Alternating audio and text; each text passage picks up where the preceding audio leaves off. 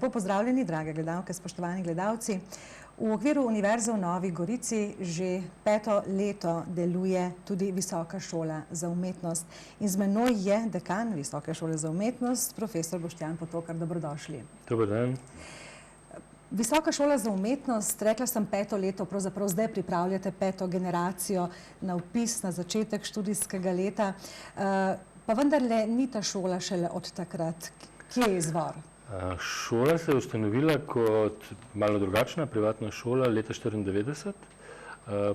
Program, ki je zelo podoben tega, ki ga izvajamo zdaj na Visoki šoli na Univerzi v Novi Gorici, smo začeli izvajati leta 2000 in leta 2007 smo se začeli povezovati, ker smo pač malo prerastali lastne okvire z Novogoriško univerzo in leta 2009 smo pisali prvo generacijo v novo ustanovljeno Visoko šolo za umetnost Univerze v Novi Gorici.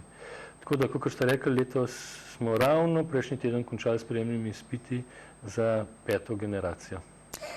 Kdaj se je 94. leta, ste rekli? Zakaj ste takrat začeli razmišljati, da je pa treba v Sloveniji ponuditi en študijski program, ki verjetno je bil nekoliko drugačen takrat od tistih, kar je bilo obstoječih na tem nivoju? Ja, obstoječi so bile 3 akademije Ljubljanske univerze. Mislim, da nismo bili prva, pred nami je bila ena slikarska šola, ki je bila pač klasičen slikarski študij. Mi smo vsi končali, vsi ustanovitelji, vsi, ki smo končali pač akademijo. Mi da ženo sva končala kiparstvo na akademiji, mi da so ustanovila, povabila sva nekaj kolegov, slikarjev, režiserjev. In pač takrat smo ustanovili društvo, smo imeli galerijo in galerija je 6 let smo imeli galerijo. Skoraj smo se tudi z krajšimi izobraževalnimi tečaji in potem smo se odločili, 92. smo se odločili, da bi ustanovila šolo. 2 leti so trajale priprave in pa 94. smo upisali prvo generacijo. Je bila zelo majhna prva generacija, druga je bila pa že 20 študentov. Ampak nek cilj ste imeli, nek močan razlog je bil v tem, da ste se tega lotili? Ja, lotili smo se pač drugačnega načina izobraževanja, kot je bil na akademijah. To je bil pač ta osnoven. Pokrivali smo področja, ki jih nobena akademija ni pokrivala in tako še danes recimo nekako pokrivamo področje nekje med likovno in AGRFT-jem. Nekako to je tisto, kar smo se... Takrat smo mogoče imeli malo več teh uporabnih umetnosti. Začeli smo z keramiko, smo imeli takrat, imeli smo restauratorski pomočnik, v bistvu še predno se je sploh odprl uradno tudi restauratorstvo na akademiji. No in 2000 smo začeli pa s temi digitalnimi mediji, to je pa pokrivanje področja videofilma, ne klasičnega filma, ampak videofilma. Tukaj je bilo veliko tudi videoarta noter, ki izvira bolj iz slikarstva, iz statične slike. In pa animiran film, ker smo še vedno edini, ki sploh izobražujemo. Nekaj malega je, ne kot smer ali oddelek, ampak pa znotraj posameznih predmetov tudi na ALU-ju. Fotografija, ki tudi ni bilo izobraževanja na višji stopnji, in pa novi mediji, ki je pa itak nova zadeva, kar že ime pove. Se vam zdi, ko poznate ustroj akademij, ki deluje v okviru Univerze v Ljubljani, da je s tovrstno šolo ali visoko šolo zdaj pravzaprav mogoče lažje se prilagajati tistim trendom, ki pač postavljajo smernice tudi v svetu? Ja, to bi težko rekel, ker res ne vem, kakšne težave imajo kolegi iz akademiji, vem, da imajo oni težave s prilagajanjem, vem, da imamo tudi mi težave vedno s prilagajanjem. Pač izobraževalni sistem na splošno je, bi se temu rekla, bolj okostenela zadeva, ki se v tem smislu, da se počasi spreminja, kar mogoče ni nič narobe. Zato zelo težko sledi trendom, ampak mislim, da nasploh izobraževanje ne bi ne sledilo preveč trendom, ker trendi so tisto, kar se dogaja ta trenutek. Izobraževanje je tisto, kar bo svoje produkte, če temu grdo rečemo, svoje diplomante dali ven čez 3 ali 5 let. Kaj bo v trendu čez 5 let, se danes ne upa več nihče prav dobro trtati. Tako da mislim, da je bolj smiselno se le držati nekih programov, ki dopuščajo nekako sprejemanje, kaj gospodarstvo potrebuje, ampak to počasi in previdno se pač v te programe vnaša. Komu je pa lažje, pa ta trenutek je vsem zelo težko, tako da bi težko rekel. Ampak se bojo tudi te stvari uredile, spremenile, ali pa se bomo mi zelo hitro prilagodili. Vaš sedež je bil seveda v začetka v Ljubljani in tudi kasneje, ko ste se že priključili Univerzi v Novi Gorici, ste še vedno delovali v Ljubljani, potem pa se je to nekoliko spremenilo. Lahko rečem bistveno, da se je spremenila, predvsem za generacijo, tisto, ki se je opisala v prvi letnik takrat v Ljubljani in se potem preselila v Gorico. Mi smo začeli v Ljubljani, dvakrat smo v Ljubljani zamenjali prostore v 15 letih, preden smo se priključili v Univerzo v Novi Gorici. Tako da, ko smo se priključili v Univerzo v Novi Gorici, smo delovali za Bežigradom, Bežigradski dvor, to je bila taka nova stavba, dosti nova gradnja na prostorih bivše vojašnice. Imeli smo kletne prostore in za nas so bili kar v redu, bili smo zadovoljni z njimi, ko smo se preselili iz starih neobnovljenih prostorov na Fužinskem gradu, kjer smo začeli. Vsak prostor ima pač nek svoj šarm, oni so bili bolj primerni za kiparstvo, keramiko, tukaj za Bežigradom so bili seveda bistveno bolj primerni potem za digitalne medije, kjer je pomembna napetost, elektrika, da ne niha in podobne stvari, da ni prahu in tako. Vendar so bili relativno zelo dragi in univerza je pač se odločila, da ostanemo v Ljubljani. Trend univerze je bil zbrati vse pedagoške programe, vse svoje šole, če ne rečem glih v enem kampusu, ker vemo, da je to pač malo dolgotrajna zadeva, ki še ni uresničena. Pa saj, rečemo na severnem Primorskem, tako da nekaj je zdaj v Vipavi, v Lantjerjem dvorcu so vinarji, v Italiji so že na Križni ulici Okolje. Nas so pač eno leto, pol leta smo se nekako pogovarjali po Novi Gorici, ni bilo primernih prostorov in potem se je v enem momentu izkazalo, da ima provinca zelo primerne prostore. Cela palača Alvarez v Gorici je desno krilo uporablja univerza iz Vidma, no in mi smo dobili levo krilo, tako da s prostori se lahko samo pohvalimo. Vi ste zadovoljni s tem staklino tu na severnem Primorskem oziroma v Italiji? Smo zelo zadovoljni, predvsem smo zadovoljni, ker če stopaš na, rečemo, čez bivšo mejo, na italijansko stran, italijansko Gorico, deluje kot, ima staro mestno jedro, tam, kjer smo mi, jaz sem staro mestno jedro, je klasično mesto, ima več prebivalcev kot Nova Gorica. Je pa seveda, jaz sem z Ljubljane, jaz nisem občutil teh problemov tukaj toliko ob meji, tako da nimam to vrstnih problemov in študenti pa sploh nimajo, ker so premladi in oni obe Gorici jemljajo kot eno mesto, zelo pragmatično.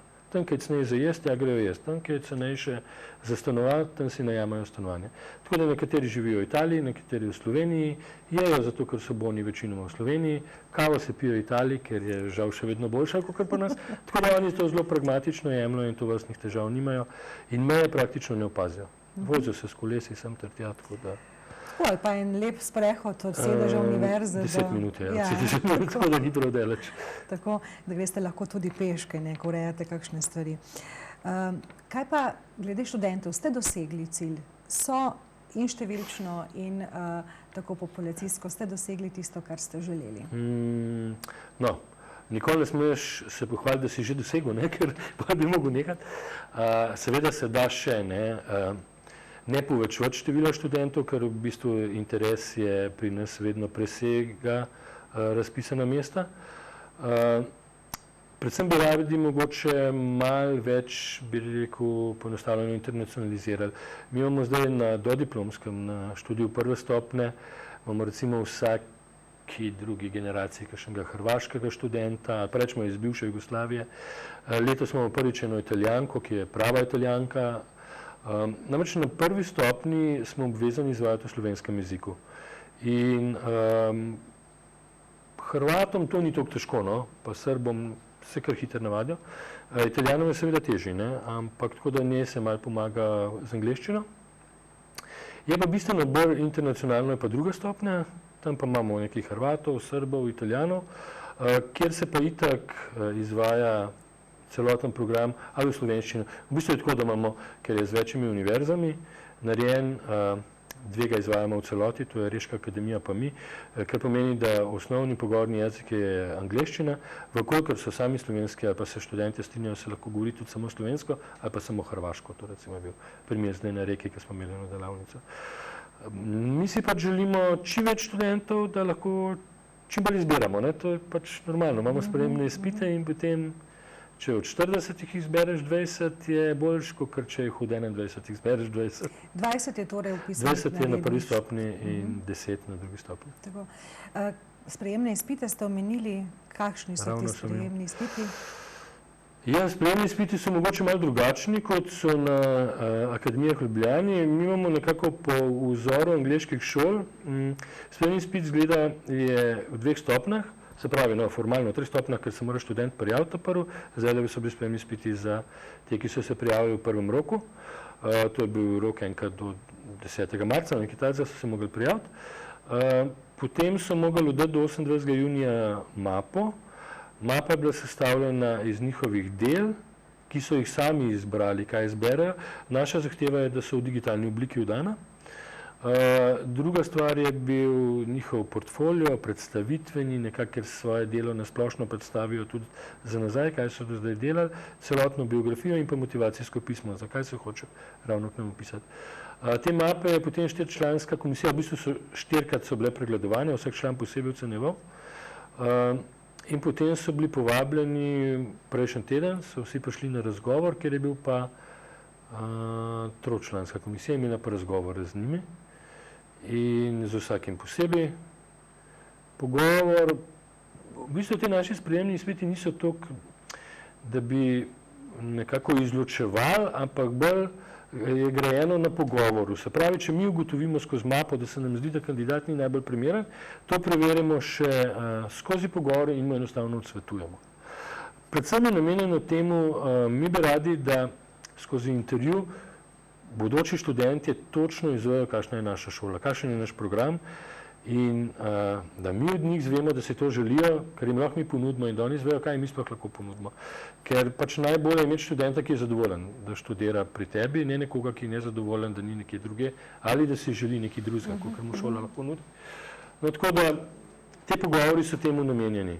Zdaj seveda nekaj jih mora odpasti, ne, in recimo, da vzamemo tisto, ki se nam zdijo najboljši, sigurno, ampak to je vedno zelo težko na sprejemnih izpitih. Kako pa izgleda potem študij? Katere predmete? To sem ravno tudi študentim, kandidatom, za študente, zdaj na sprejemnih govoril. To specifika ni toliko specifika našega študija, ampak je nekako naš študij zelo podoben ostalim študijam na umetniških šolah, ki pa so malo specifični v primerjavi z ostalimi študiji.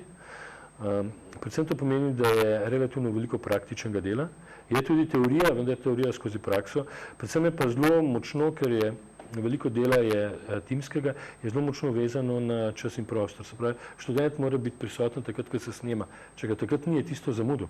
Določene stvari lahko da je zamudil za celo leto in jih ne more opraviti prej kot prihodnje leto, ko se bo to spet delalo. To je recimo neka taka specifika, ki zahteva študenta celega vsak dan celo leto. Ne more nekako hoditi ali ne hoditi, pa študirati en mesec, pa izpiti, pa prijeti na izpite, to se ne da. Sam program, če program sprašujete, je pa razdeljen. To pa morda je malo specifičen glede na ostalo. Kot sem prej že omenil, se nekje umeščamo med Akademijo za likovno umetnost in oblikovanje in pa AGRFT.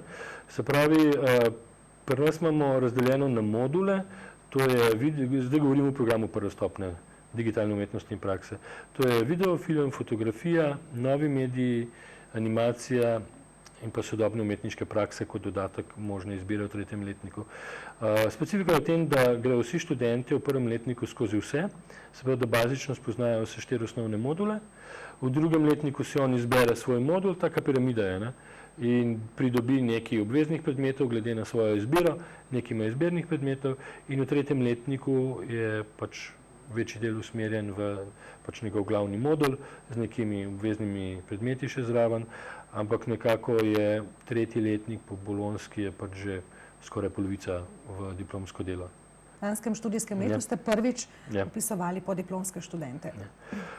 Podiplomski študij pri nas, se pravi magistrski študij 2. bolonjske stopnje, kot se mu primer reče, medijske umetnosti in prakse, je v osnovi nadaljevanje tega programa, s tem, da smo video film spremenili v film, se pravi, ima smeri potem predvsem to film, novi mediji, fotografija, animirani film, dodali smo scenske prostore in pa sodobne umetniške prakse. Ne izvajajo se vsi moduli vsako leto.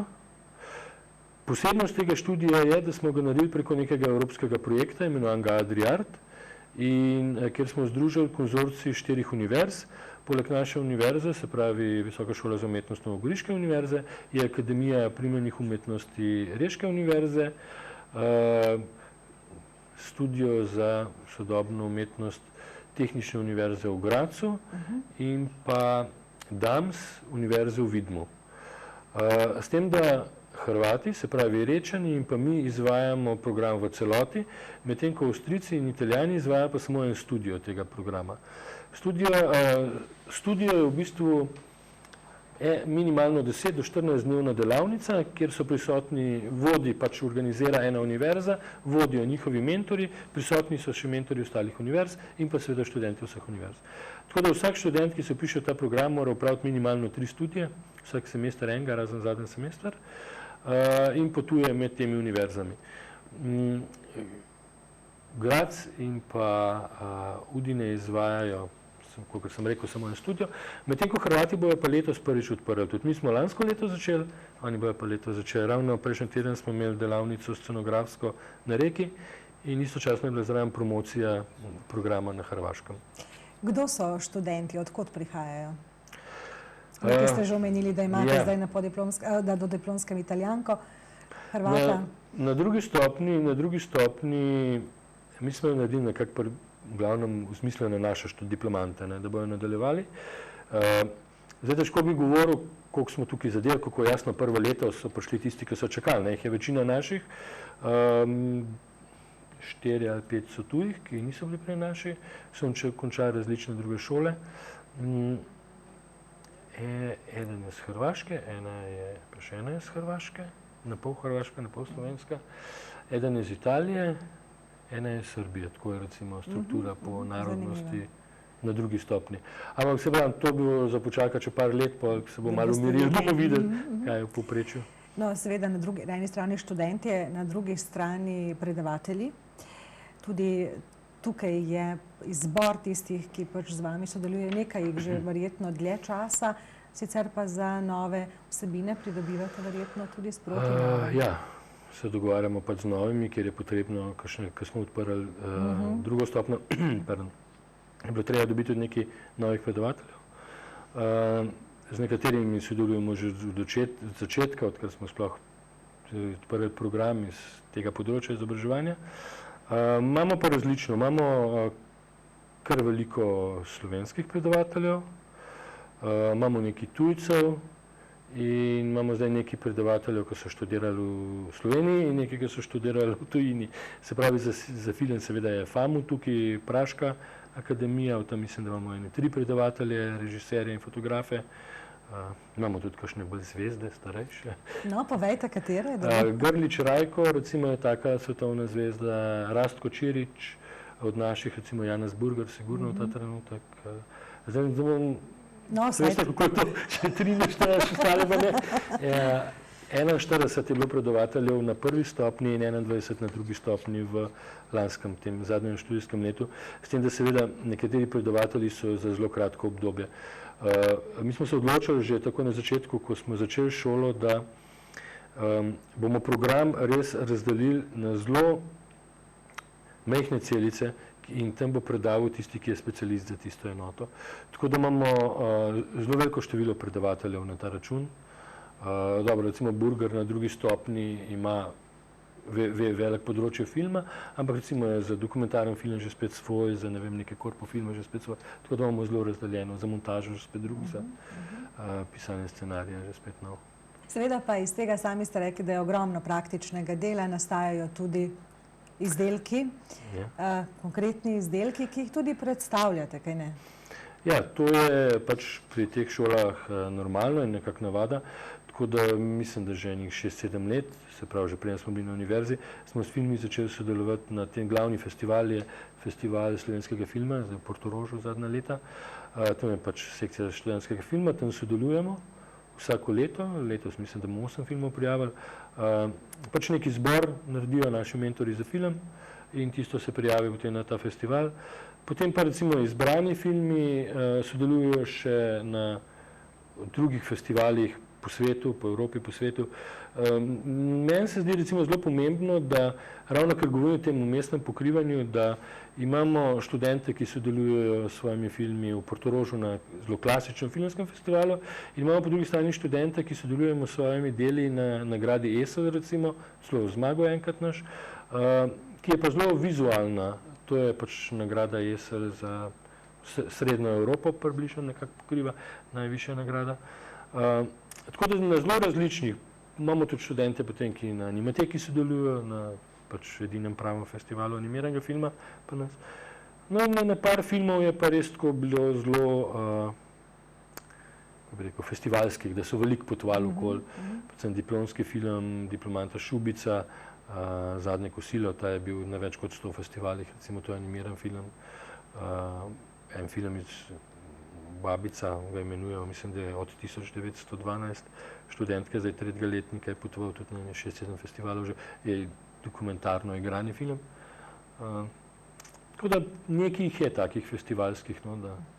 Zdaj tudi že imate v vseh teh letih tudi priložnost videti, kako so se udejanjili ti vaši diplomanti v svojem umetniškem resničnem svetu.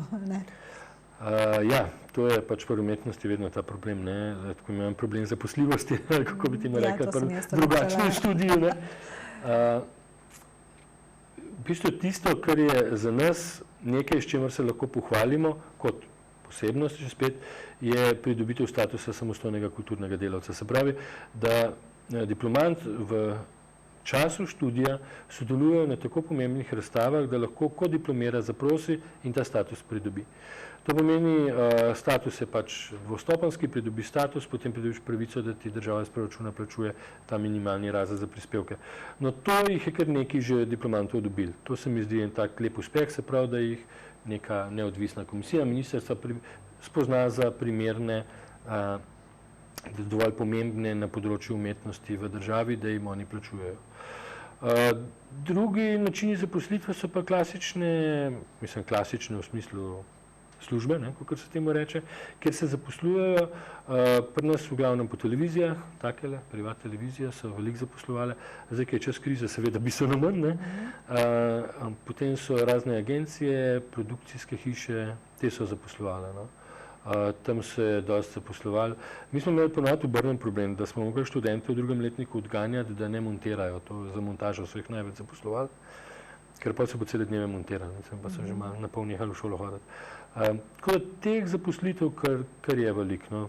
Zdaj, težko bi točno rekel, ker namreč na področju umetnosti in kulture je večina dela vse če prekarno delo zdaj, se pravi, da so to pogodbene in podobne zaposlitve.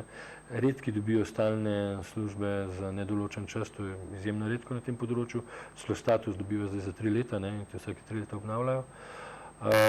Tako da v tem smislu, ko se vodijo evidence normalno o zaposljivosti, je to tukaj malo težje govoriti, ker tukaj večino malo vzamejo samostojni podjetji, ker sem samozaposlen v kulturi, ali so začasne zaposlitve za par mesecev na določenih projektih. To je pač normalno delo na tem področju.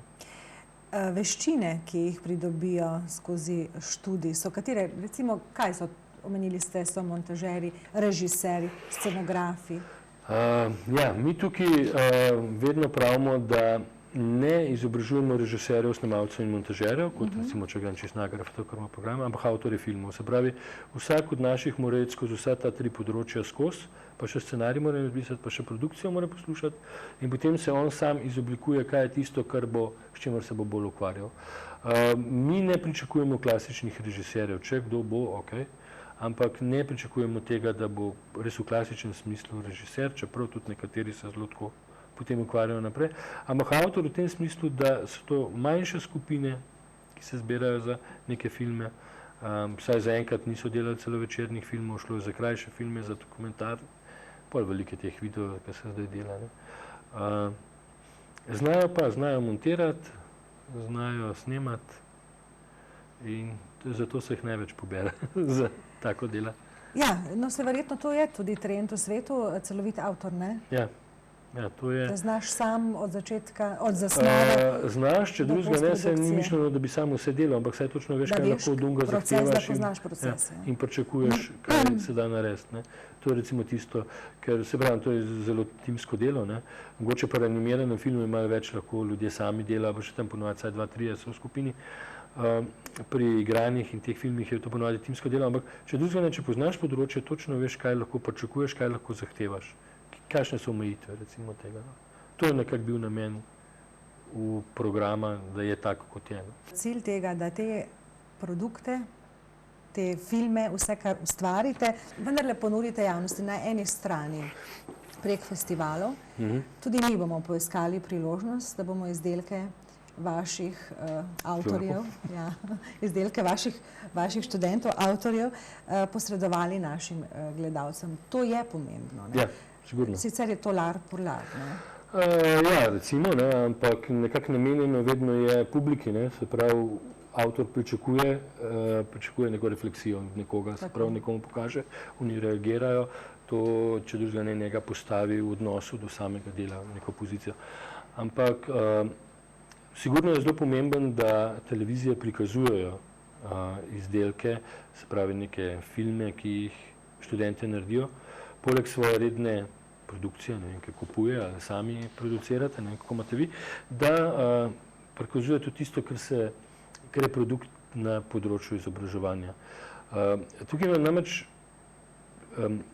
morda je kvaliteta teh filmov ravno v tem, mogoče tehnično niso najboljše, to praviloma se niti ne gleda po festivalih pri študentskih filmih, koliko so tehnično izvedeni, ampak so pa zelo sveži, to pa je tisto, kar je kvaliteta ponovadi študentskih filmov, sveži in neobremenjeni.